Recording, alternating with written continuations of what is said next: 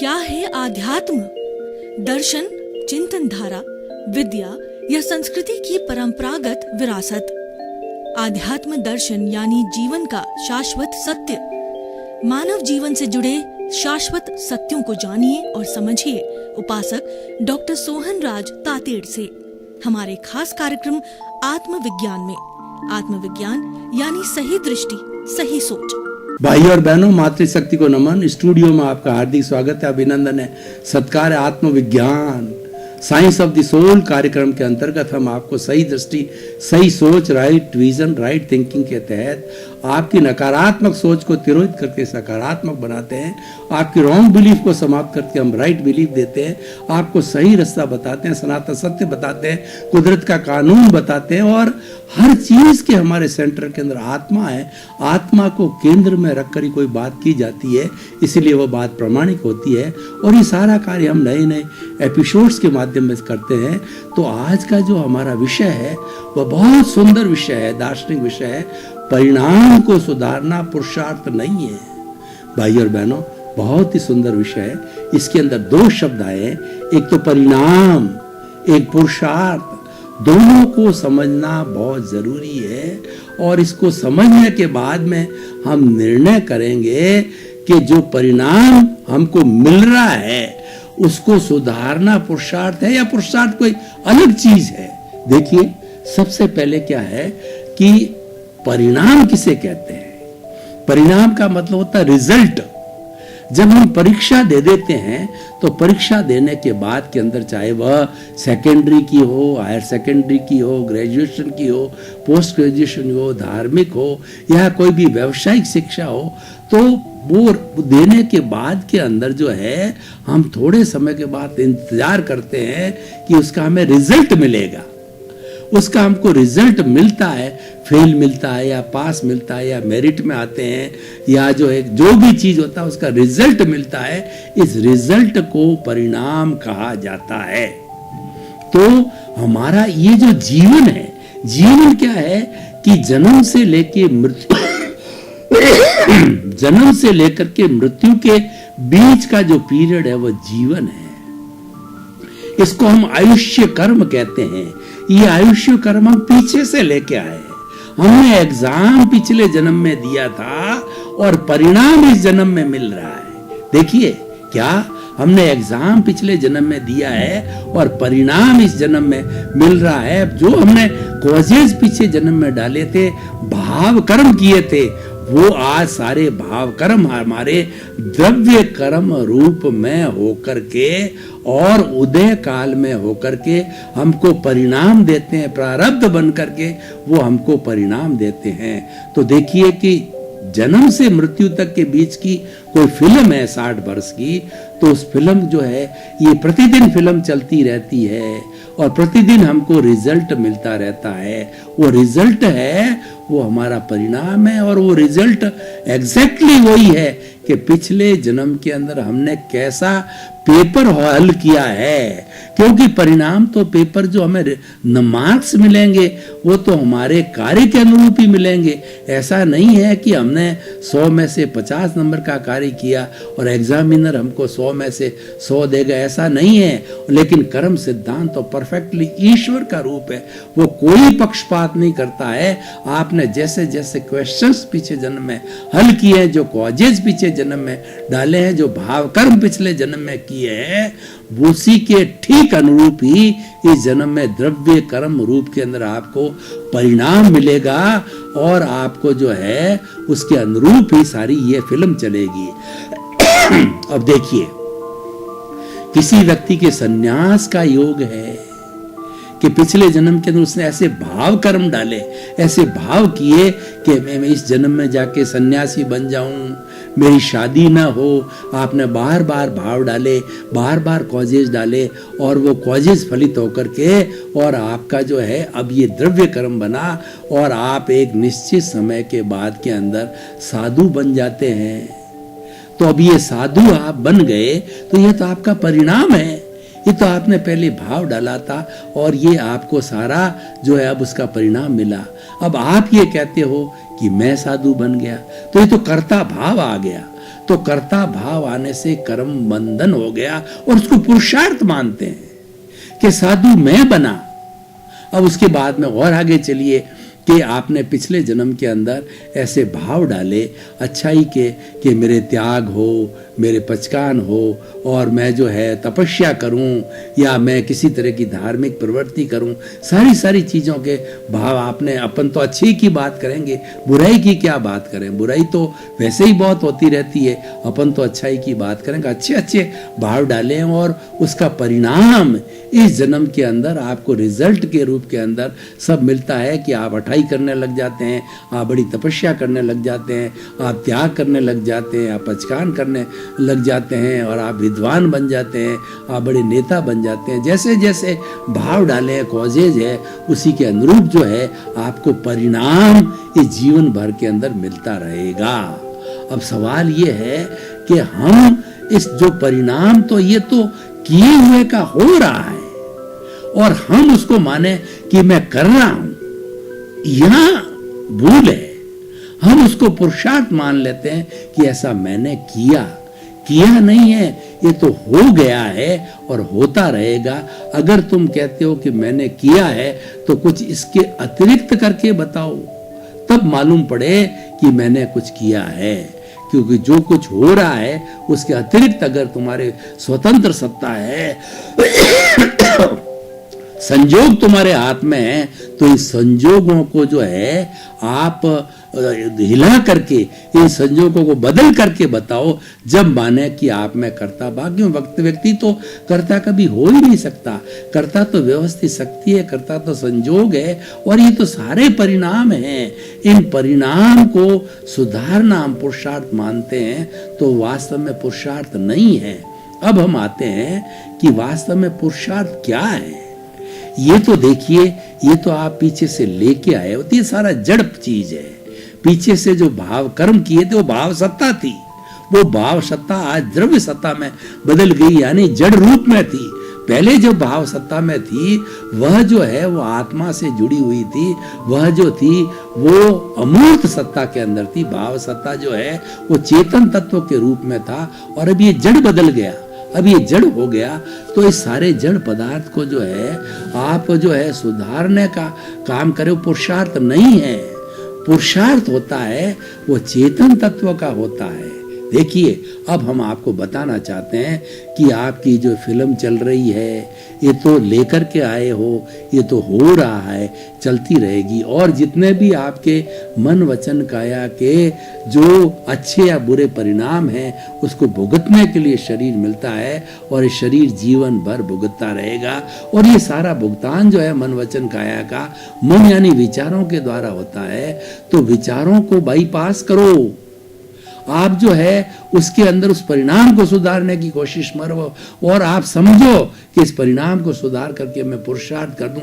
वो परिणाम आपसे नहीं सुधरेगा, वो तो एज इट इज लेके आएगा, उसकी ट्रू कॉपी में आपको भुगतान होगा। अब पुरुषार्थ क्या हम आपको बताना चाहते हैं। देखिए, जड़ और चेतन से मिला हुआ ये मिश्रित शरीर है, इसको मिश्र चेतन कहते हैं। इसके अंदर चेतन भी है और जड़ भी है। शरीर है, ये सारा जड़ है, और चेतन आत्मा अमूर्त है। चेतन तत्व अमूर्त है, दिखाई नहीं देता है। जितना दिखाई देता है वो सारा जड़ पदार्थ है। मन भी जड़ है, वचन भी जड़ है, काया भी जड़ है, काया की एक एक कोशिका जड़ है, काया के सारे टिश्यू जड़ है, ऑर्गन्स जड़ है, सिस्टम सारा जड़ है।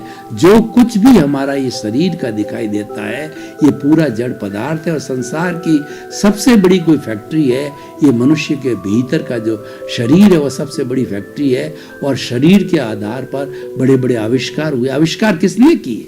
आविष्कार मनुष्य ने किए, क्योंकि मनुष्य के पास में जो है विकसित इंद्रियां हैं, विकसित मन है, विकसित बुद्धि है, विकसित चित्त है, विकसित साथ साथ में अहंकार भी है, विकसित अंतःकरण भी है। उसके कारण से जो है वो विज्ञान को लाया, उसके कारण उसने आविष्कार किया। सब कुछ मनुष्य कर सकता है, कोई पशु तो इतना बड़ा काम नहीं कर सकता।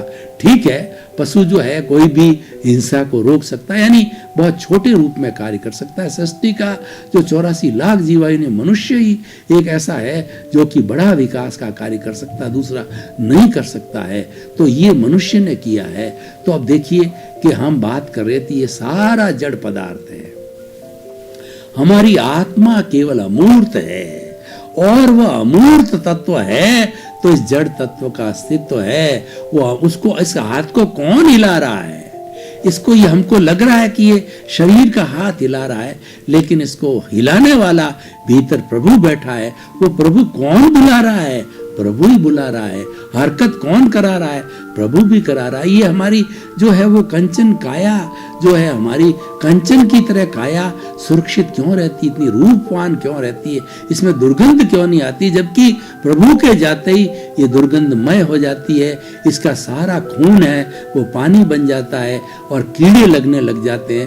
कारण क्या है कि वो मात्र जड़ रह जाता है, मिश्र नहीं रहता है। भीतर प्रभु बैठा बैठा इसको संचालित करता है। तो जो प्रभु है उस प्रभु को जानना पुरुषार्थ है।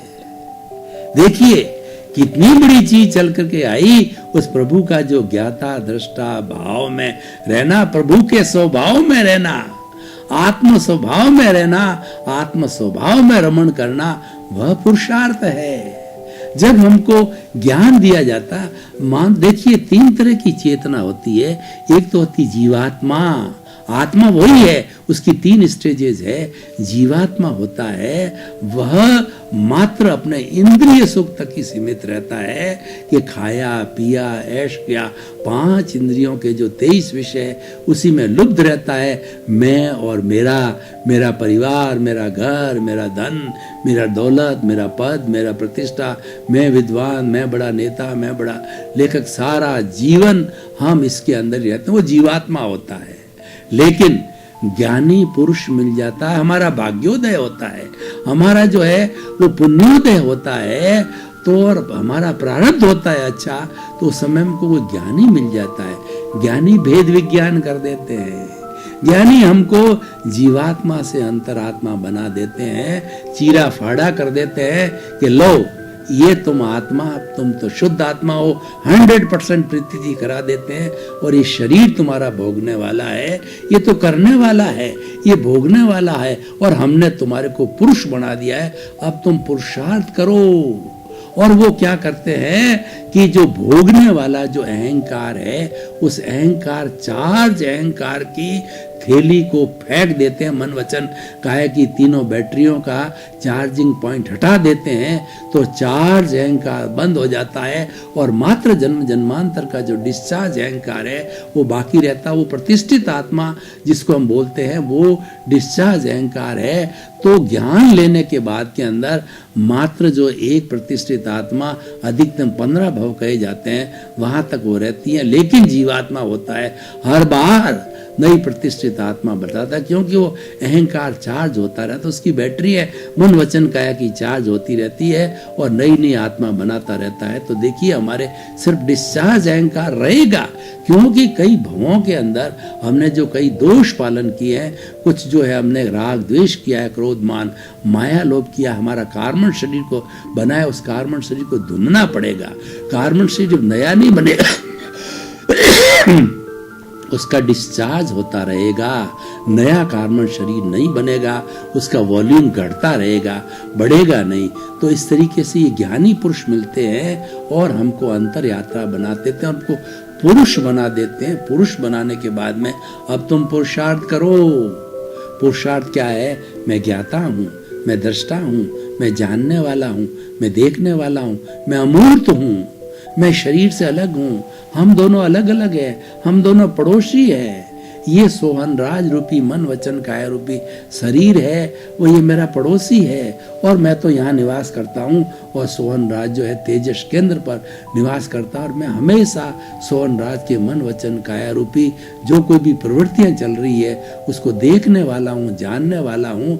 और इसको जब ज्ञान मिला हुआ है तो जब कभी भी इसकी जो बुद्धि इधर उधर विचलित हो जाती है तो मेरी भाव सत्ता जो हमारी जो भाव सत्ता जो प्रज्ञा है वो प्रज्ञा जाकर के उसको वापस समझाती है, प्रतिक्रमण करवाती है कि तुम भटक क्यों रहे हो, तुम किसी के प्रति बुरा भाव क्यों कर रहे हो, किसी को दोषित क्यों दे रहे हो, किसी को दुख क्यों दे रहे हो, तुम प्रतिक्रमण करो। वो सोहन राज से प्रतिक्रमण करवाती है, उसका शुद्धिकरण करवाती है। और जो हम तो पुरुषार्थ करते हैं, ज्ञाता दृष्टा भाव में रहते हैं, आनंद में रहते हैं, मात्र जानने वाले देखने वाले अशरीरी है, वो ऐसा जो है अंतरात्मा बना दिया जाता है और वो सम्यक दर्शन मिल जाता है।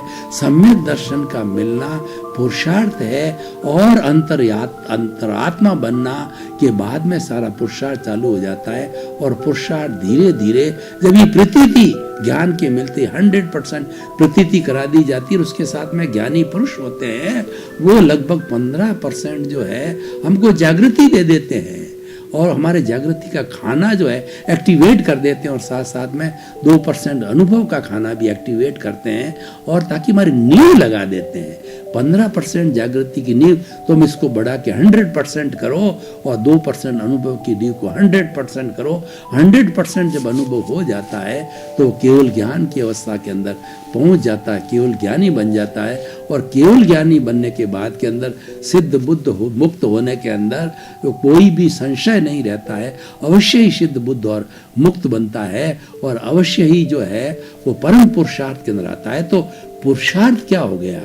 पुरुषार्थ हो गया ज्ञाता दृष्टा भाव, आत्मरमण करना, अपने स्वभाव में रहना। शरीर विभाव है, शरीर जितना जितना ये जो पीछे परीक्षा दे के और जितना जितना परिणाम करेगा, चाहे वो साधु बना है, चाहे वो सामायिक कर रहा है, चाहे जो तपस्या कर रहा है, चाहे जितना भी कार्य कर रहा है, तो वो जो है वो परिणाम है। उसके अंदर कोई भी अगर साधक है वह यह जो है कहे कि ये मैं कर रहा हूँ, अठाई मैंने की, मास कमण मैंने किया, अच्छा प्रवचन मैंने दिया और जो है मैं आगम का जो है जानकार हूँ, ये कर्ता भाव है।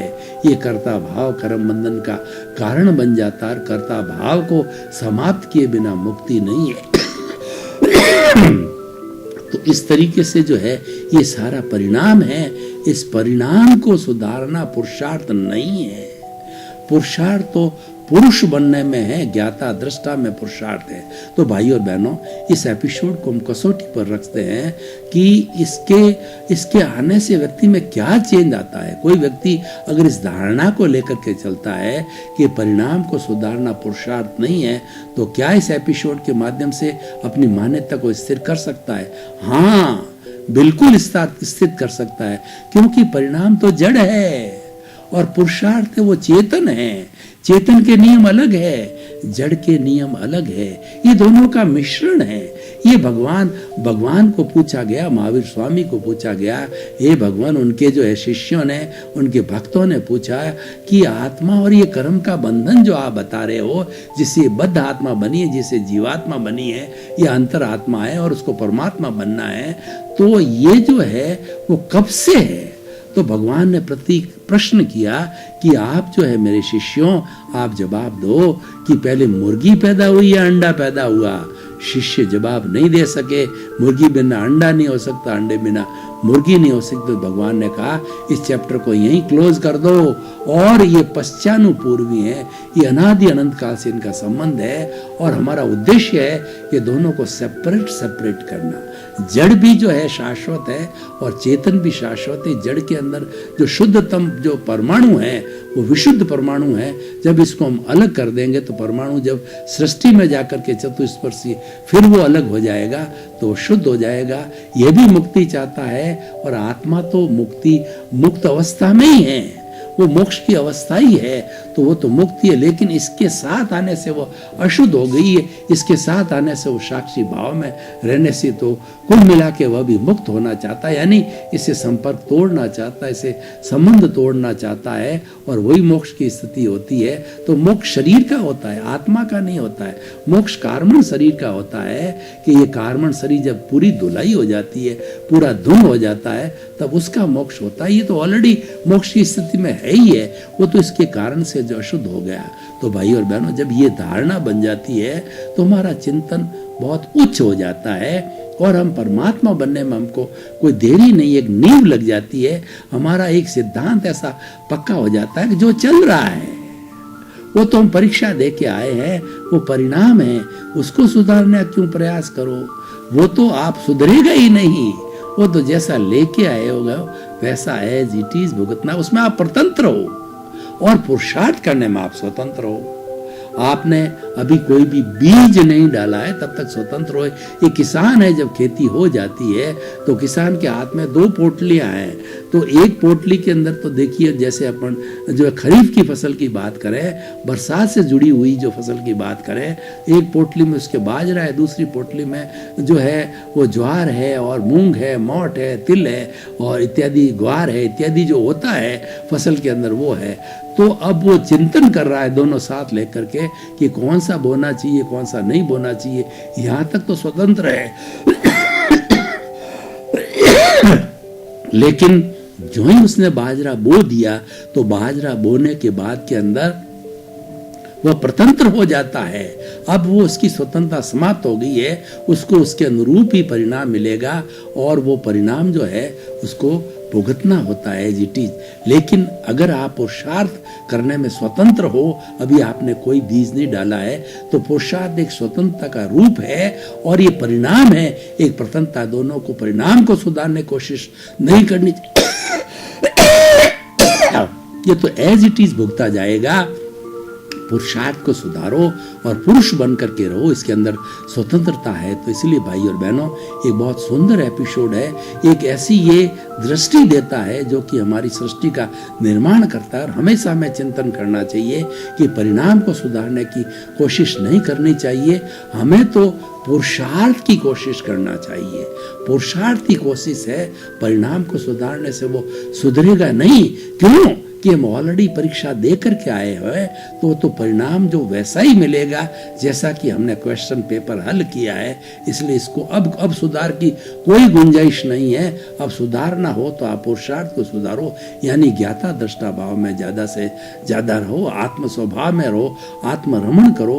और विभाव में, जब विभाव कब आता है कि जो परिणाम चल रहा है उसके साथ हम तन्मयाकार हो जाते हैं। तन्मयाकार होते ही हमारे में राग द्वेष पैदा हो जाता है। राग द्वेष पैदा होकर के जो है हम नए कॉजेज डालते हैं, हम अपनी ओपिनियन दे देते हैं, हम अपना अभिप्राय दे देते हैं, उससे नए कॉज पड़ जाते हैं। नए कॉज पढ़ करके जो है फिर हमें जो है वही नया कॉज का मतलब वही नया प्रश्न पत्र तैयार हो जाता है।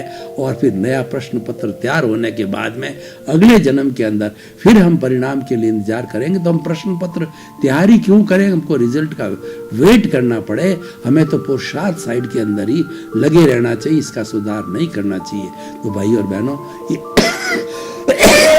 ये बहुत ही सुंदर विषय है, इसकी हमें खूब गहन जो है स्टडी की जानी चाहिए और बड़ा दार्शनिक विषय है। और ये जीवन को एक नई दिशा देता है।